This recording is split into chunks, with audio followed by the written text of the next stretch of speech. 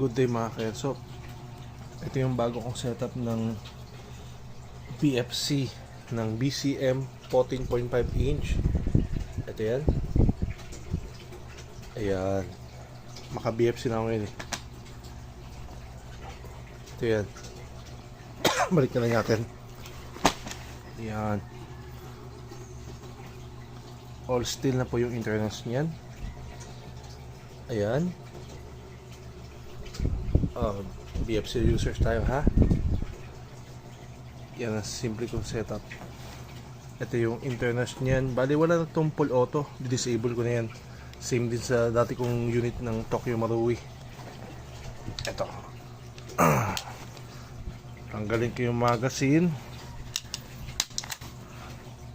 Tulak na rin ko.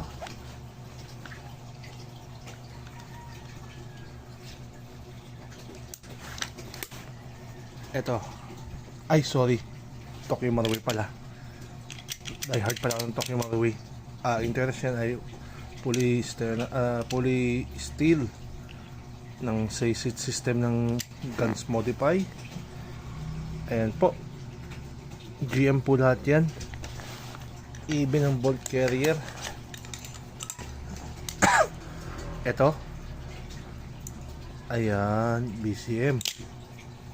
Ito version 3, may langis-langis pa. Ito ang bandang to steel kaya hindi na pupudpod yung bolt carrier, never masisira. At dito banda steel, kaya no pudpud issue. Kaya mabilis yung semi auto niyan dahil maganda yung meron siya roller dito. Tsaka sa babang to, hindi naman sobrang kalakasan ng recoil kasi ang inahabol ko performance. Wala din naman kasi silbi kapag malakas ang recoil, malakas ang umubos ang green gas. Pero depende, kanya-kanya setup. So ayan. May siyang markings ng galing USA. Amli po siya. Ayoko sa may full automatic, kaya di-disable ko talaga. Madali naman mag-disable ng semi. Yan.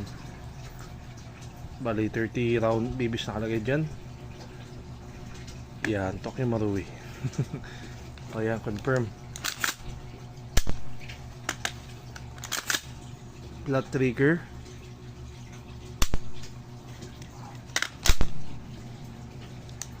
Huwag ugaling mag safety. Tapos hindi gagawin matagal dahil nakasisira ang tension spring. So always hammer down then switch dito sa semi. Salamat, yun lang.